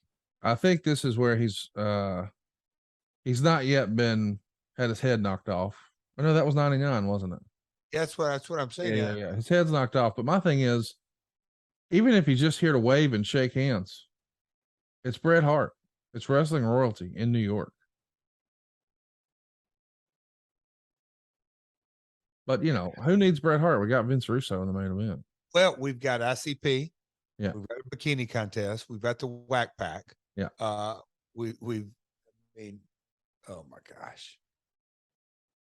A lot going on, dude. Yeah, we do. We're going to get to some listeners' questions here in a little bit, because this episode, it's truly madness. I'll get a little trivia for you, Conrad. Who was Booker's pay-per-view opponent right before this in Buffalo? So that Buffalo was a pay-per-view. So 10 days before this, because Bash at the Beach of July in August, I think it was me and Booker in Vancouver. So maybe that was New Blood Rising is the August show in Vancouver, and it was you and Booker in the main event. Okay. Fall Brawl would have been the week before this, In so Buffalo. 8 days prior to this in Buffalo. Who was his Booker opponent? T and Kevin Nash in a caged heat match. Okay. And the one we're getting ready for will be Halloween Havoc. And who's his opponent? Scott Steiner for the World Heavyweight title. Okay. So Steiner and Goldberg on this episode. And now Russo. Yeah. Okay. I was just trying to put it in context, the storyline arcs, the old monthly storyline arcs that, whoo, mercy daddy, as handsome Jimmy Value would say. All the talent around the ringside, and not enough for a cage match in a football outfit, but we're pulling a ladder out, and we saw some tables under there. Conrad, what do you think about this? I think it's a guy who didn't trust anybody. I'm going to do it myself, but wasn't thinking clearly. Feels a lot of pressure. Doesn't know who he can trust. Doesn't know who he can count on. I really do believe. Here's the thing I don't believe. I don't believe that Vince Russo said, you know what? I don't care if it's bad for business. It's what I want to do. Never. And I feel like a lot of people automatically go to, well, he's booking himself in the main events. And I'm not trying to defend Russo here because I don't really know him. I just know how he's treated me, which has been great, blah, blah, blah. But I don't think he would intentionally say, I don't care if it's good for the show. I don't care if it's going to get good ratings. It's what I want to do, and I want to be a star. And this is, I don't see that. I don't. Well, at the end of the day, like I'll say every human being, but most human beings, Vince wanted that paycheck bad too. He wanted ratings to go up. He wanted buy rates to go up. He did want harmony in the dressing room to a fault, but the method to this madness obviously didn't work. But who's to say if anything would have worked? Because the wheels, in a lot of ways, you know, doing this podcast, Conrad, and really looking a 30,000 viewpoint, that bash at the beach, and I'm not talking about the actual execution of that night.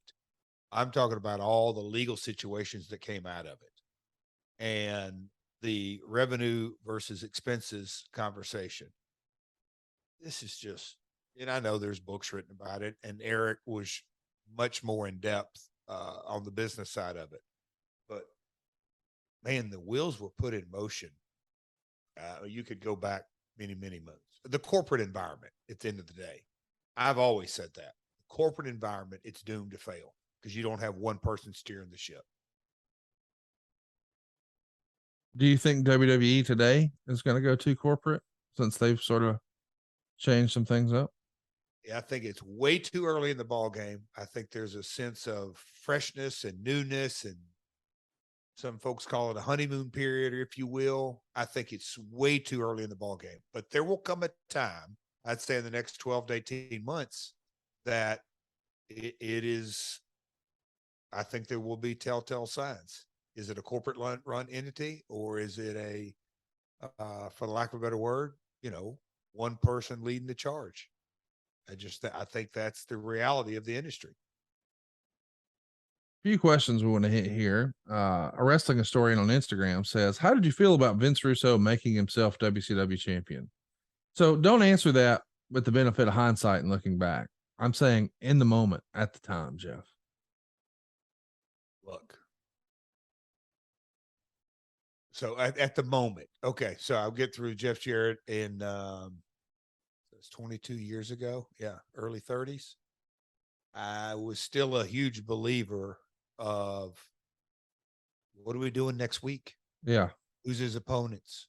What kind of match is he going to have? And I'm not talking about 5-star quality. I'm talking about episodic storytelling. How's Vince going to go tell a story in a match? It just wasn't ever there. He wasn't trained to be a wrestler. So and I know the Arquette story and the fluke win and all that, and that was a publicity stunt. There's a bunch of different moving parts. I didn't think Vince could get to week episodic storytelling. I didn't think it was a good idea at all. I want to mention, because I feel like a lot of people sort of gloss over this fact. Russo is making himself champion here in 2000. But I think a lot of people forget Vince McMahon did it the year prior. And I'm not saying, what's good for the goose is good for the gander. I'm just saying it's not as if Russo just created this out of thin air. Like there had been a precedent set where they did it. And by the way, it worked. We're going to see this big bump here in a minute. He's put on his headgear because he knows the creative's coming. He's got his mouthpiece in, but the big spear is coming. And there's been a lot of rumor and innuendo that Goldberg just absolutely did not like Vince Russo at all. Now you can see Flair dressed up like a security guard. A lot of people wondered, though, did Goldberg, listen, we knew Goldberg could just be intense and as a result, quote unquote, stiff a lot of times. But some people believe he was actively, intentionally trying to hurt Russo. I don't know if I believe that. What say you? Do you think there was any ill intent on this spear through the cage? On Sunday afternoons, do you think a defensive back tees off on a wide receiver and says, I'm going to hurt this guy? No. I think they tee off and say, I'm going to make this son of a gun feel it tomorrow, and maybe the next day, and maybe the next day, and maybe the next day. I'm going to sting him. Russo signed up for this, and Bill said, okay, pal, if you're signing up to it, you're going to feel it. Now, is he going to try to concuss him? No. Is he going to try to permanently maim him? No. But he's going to make him feel it. There's no doubt in my mind. And look, I've been in the ring with Bill. Bill's aggressive.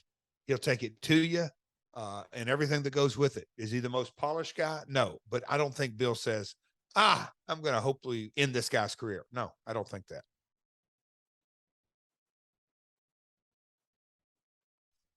Oh, so Booker T setting up the big axe kick. And there it is for Vince Russo. Little spin-a-rooney action. Right up goes Book, trying to get the fans with it. We're getting close on time here, so Goldberg's got to be near as we saw the. It's coming down. But when you look at Booker, this is obviously before his WWE run, such a really, really polished singles wrestler. And the majority of his career was tag. And he looks like a star.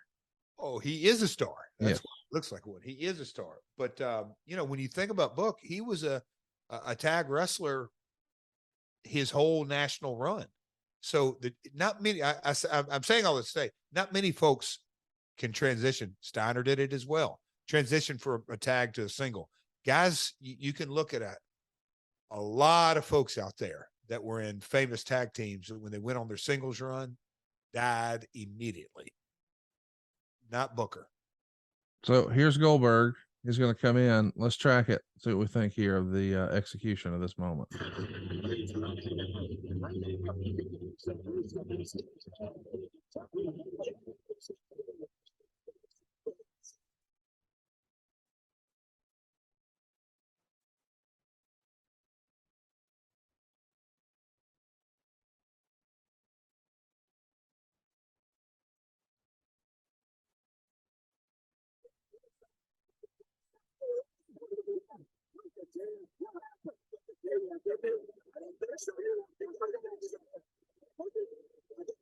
So there's no music playing. There's no indication one way or another. You could certainly see where Russo's head hit that guardrail. That couldn't have felt very good. But man, what an episode of Nitro. That's going to bring it to a close. Conrad, let me jump in right here. And again, you have the luxury of, doing this episode with me, with Eric, with Shivani, with several others. My point being is you probably watched that before today. Yes. Over the last 4 or 5 years. That's the first time I've watched it back. If people think Bill purposely hurt Russo on that specific move, I don't see it. Conrad, the timing. You think both of those guys have that good a timing? No. Bill just teed off and said, I'm going to run his ass through that cage. And Russo, that guardrail, and he just kind of hit it just right, is an accident. Yeah. And that's what happens when you, pardon the pun, come play with the big boys in WCW. I mean, it was an accident. Well, it's no accident what happens with the ratings. Quote, with the monster of the Olympics leading to one of the lowest rated Monday Night Football games in the history of the show, Raw became the most watched TV show in the 17-year history of TNN, which translates to 7.14 million viewers, which is a 5.44 rating and an 8.1 share. Nitro did a 2.87 and a 4.2 share. So it was up from the previous 2.75, but still the unadvertised Goldberg Scott Steiner cage match bombed in the ratings because no one knew what was happening. There was a bikini contest. It drew a strong rating, but of course it was, as we know, a total disaster as far as entertainment and execution. And Booker T versus Vince Russo was the title match. Meanwhile, on the other show, we had the return of Stone Cold Steve Austin, a Rock versus Benoit title match, Edge and the Christians versus the Hardys in a ladder match. When you just look at that side by side, it's no wonder you guys got your ass kicked, is it? Conrad, can you read that stat again? Because when I read it in the notes, I just said, our listeners and your family of podcasts, put things in context and kind of like, oh, I didn't really understand that. I didn't recognize that.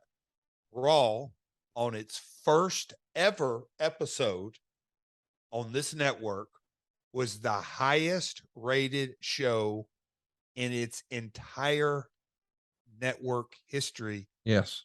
Of 17 years, which means that goes back to 1984. Yes. Okay. The lesson to me, because when I formed the relationship with Spike and you start looking at where they're ranked in the top 10, 20, 30, 40, and you kind of define their success versus an ESPN successful show or a USA network, or, nowadays it's Fox News and food and all that kind of stuff. Just the amount of eyeballs that tune in to at that time, TNN, later Spike, now Paramount Network, when they tune into their network on a nightly basis, it's just not up there.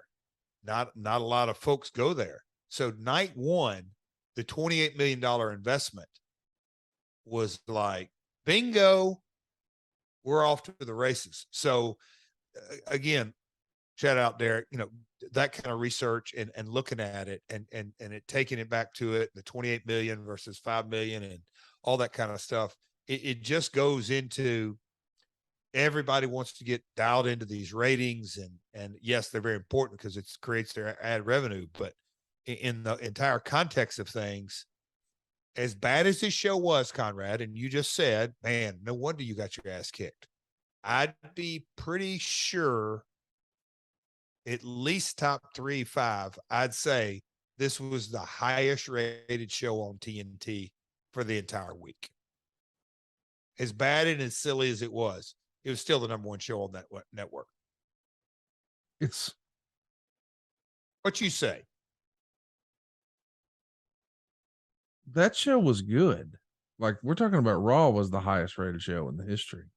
No, I'm saying, yes, Raw in the history, but I'm saying for TNT, as bad and as silly and, you know, the ratings weren't that good. I think there's a statistic. The last Thunder that ever aired on TBS was still like a top 5 program on that network for that entire week. Right. Yeah. So it's bad creatively. I was saying it still drew a number. Going back, I'm tying the whole episode together. You asked about streaming earlier.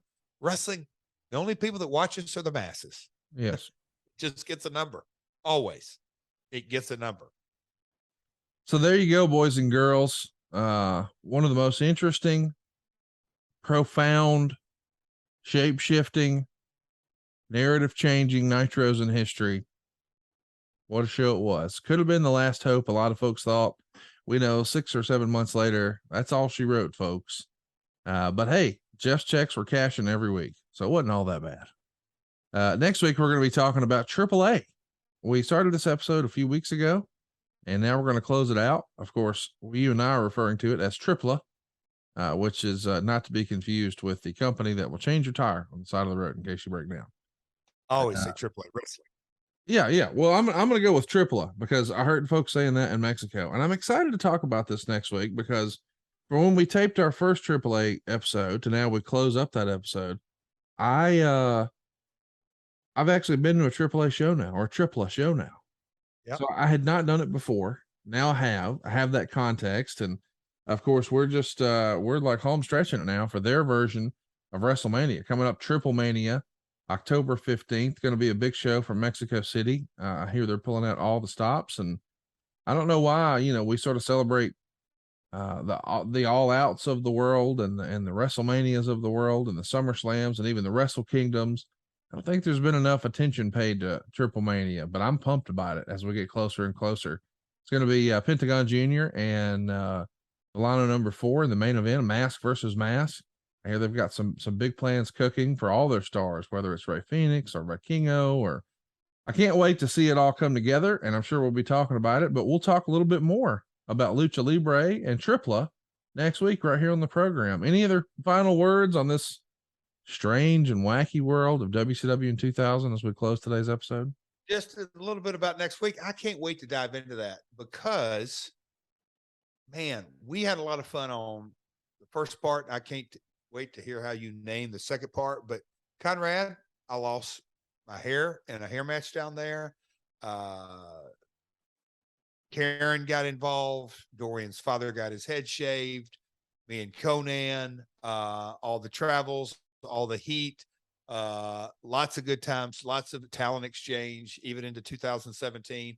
There is a lot of ground to cover. I can tell a story behind the story of when Conan called me and said, hey, originally I was going down there. I thought I was doing an in-ring. And he said, make sure you bring your wrestling gear. So there's a lot of good stuff. But as we close the book on the Beetlejuice episode, Puppet's got a gun.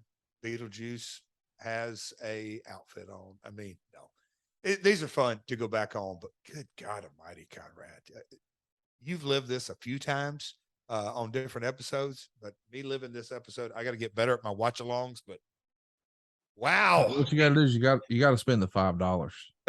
Stop it. Can you have Dave Silva send me the credit card so I can put it on the account? Yeah, I was thinking maybe you could just have Dave Green just call and see if we can get a Jeff Jarrett discount. There's got to be a Hall of Famer discount. Why would they not give you a hookup? Maybe you can get it for $4. Would you stop? What if you got it for $4? Now we're talking 20% off. It hurt a little Anyway, yeah, boys and girls, we had a lot of fun today talking about old school Nitro. We'll be back next week talking about AAA and wrap it up as we get ready for Triple Mania later this year. Hang tight, boys and girls. More My World coming your way next week right here. Peace, my friends. Hey, it's Conrad Thompson. Thanks for checking out the podcast here on YouTube. Be sure to hit the subscribe button and the notifications bell so you get a notice anytime we upload some new content. And go save yourself some money right now. If you're in a 30-year loan or you have credit card debt, it's not a matter of if I can save you money. It's a matter of how much. Find out right now for free at SaveWithConrad.com.